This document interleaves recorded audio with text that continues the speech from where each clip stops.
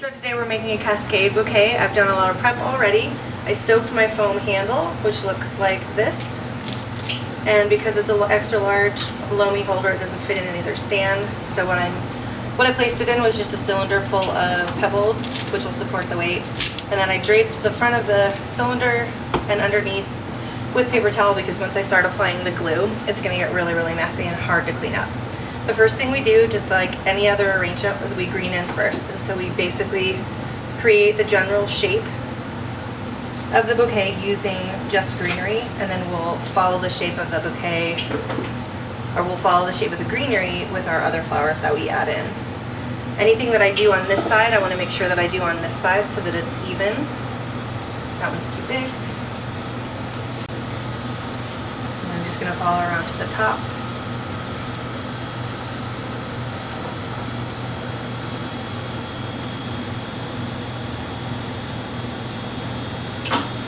And there. So essentially we have our shape already. This is going to be sort of the framework and backbone for the bouquet.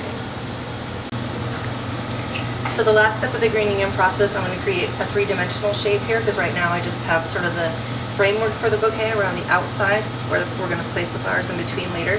But as funny as it looks, I'm going to stick this one straight out. And that way we can fill in here and here with the flowers. Otherwise, if we don't do that, we get a really flat, two-dimensional looking shape. So you always want to have something literally sticking straight out of that center so that it creates some three-dimensional space there for you. And then once we've added all the greenery, we're going to use the bouquet hold. There's also other products like this, but it's just a stem adhesive with a long tube, and you insert this long tube directly into the foam at the base of the greenery that you've placed into the holder, and just kind of inject the spray directly at the base of the stem of each of the pieces of green. And it loves to squirt out and drip all over the place and make a huge mess and get in your glasses and your clothing and in your hair. So that's why I'm wearing gloves, and that's also why I have everything draped with paper towel. And you just really need to give little gentle little pumps on the spray can. Otherwise you get that huge back spray and you get it all over your clothes, which I already did, even though I was being careful. So that's the glue application for the greenery. So I have three types of flowers that I'm going to add into this bouquet, the largest one being these cymbidium orchids. I'm going to start with this because, again, it's going to form part of the backbone of the bouquet, and they'll add in the smaller flowers on top of it. I'm just going to follow the same shape that I've been working with as far as the greenery and insert the stem along the same line as the greenery, making it slightly shorter than the greenery. And that's another thing that we want to do as we go along. We want to kind of stagger everything up so that we have a fuller top and a loosely filled in, more angular bottom. So I'm just going to continue to fill in the pieces here that I've already pre-cut. And then I'll do the same thing as far as gluing the glue application for these once all of them are inserted. So my next element that I'm going to add will be these dendrobium orchids. We want to focus on the length, bringing out the length of them, as well as the large white blooms. So this is actually going to be our longest element. And the way I'm going to measure this against the length of the bouquet is a really good technique for measuring anything against a length, whether it's a vase, before you cut it, whether it's a vase arrangement or a bouquet or anything else.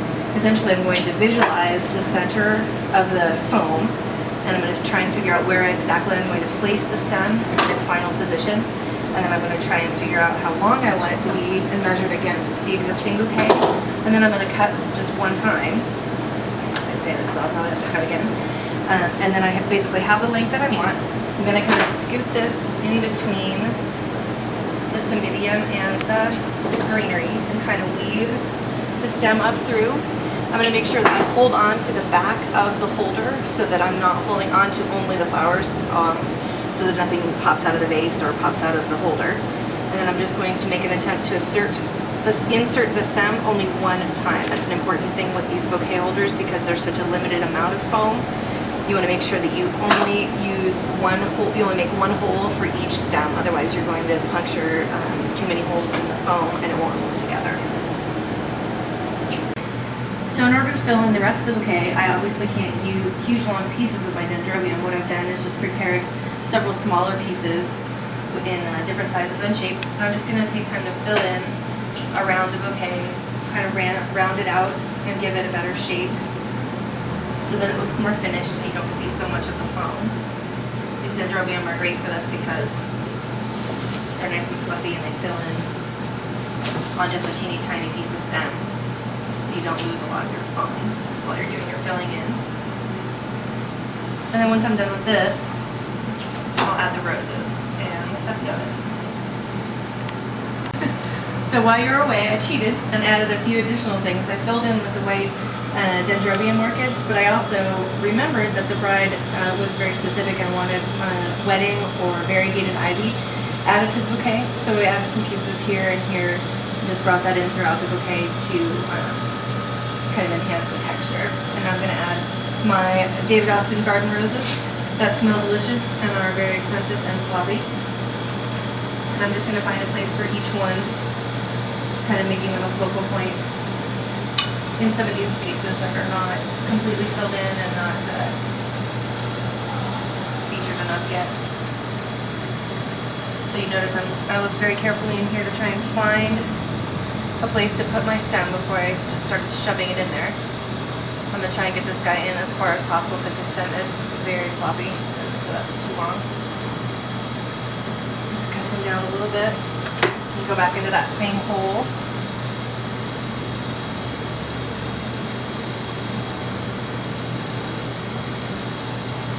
And again, just trying to push him in as much as possible without uprooting any of the other stems.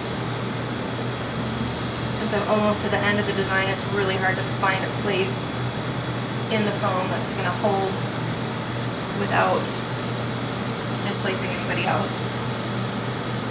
And I'll just continue around the bouquet and add these in kind of strategic places here, and maybe some up here to round out the additional sort of hollow spaces in the bouquet. So I finished the front of the bouquet. I just need to add a little bit of stephanotis. Before we do that, we're going to turn the bouquet around without smashing anything. And look at the back of it. This is actually what the bride's view is going to be. So we want to make sure that this looks just as finished as the front. We're going to insert a few stems of dendrobium just to kind of fill in the empty spaces. And we can use all of the parts of the exposed foam, even the little tiny slits that are kind of down below. This is the side that she's going to be looking at while she's having her picture taken and while she's walking down the aisle, etc. So we just want to make sure that this looks nice and finished and we're not showing a lot of exposed, ugly foam. So the last element we need to add are the stephanotis. I figured I'd show you how to do the stephanotis on their stems. When they arrive in little boxes, they come like this with no stem attached. So you have to purchase these false stems. The stephanotis stems come in these boxes like this from your local wholesaler. There's usually about a couple hundred in a box. So you take this is the cotton tip. You soak the cotton tip in water for about 10 to 15 seconds. You take it out, use the back end to push out the seeds, the seed pod, and you create a little space in that stem. And then you just kind of wiggle it on. And it secures itself. It doesn't need any tape or anything. It will stay adhered to that cotton. That's the only water source for the flower during the time that it's exposed. So you will need to continue to spritz it, and try to keep it covered with plastic. That's the last step we'll do after we finish the bouquet. And then I'm going to add this into the bouquet. It's a little tricky because we put so many other elements in. It'll be hard to find places to add the stephanotis, but we want to just kind of fill in some of the empty spaces. And one thing you do have to be careful of when you're inserting the stephanotis is that you want to press down only on the stem below where the flower is. If you actually press down on the flower itself, you're going to push that cotton tip through the end of the stephanotis, and then the flower is kind of ripped open and useless. So I'll have to use another one.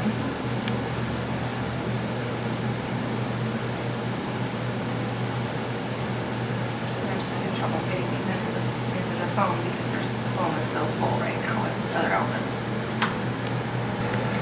So the final step, the bouquet is finished.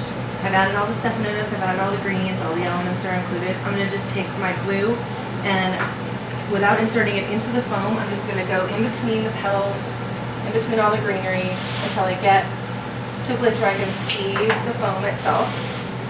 And from a little distance above the foam, I'm just spraying the glue and kind of coating the outer surface of the foam so that it holds everything. Just an additional kind of security measure to keep everybody, in case anybody missed getting a good spray on the inside of the foam. This will help hold it all together. And then the last piece of the puzzle is to take, this is just plain water, and give everybody a good soak down.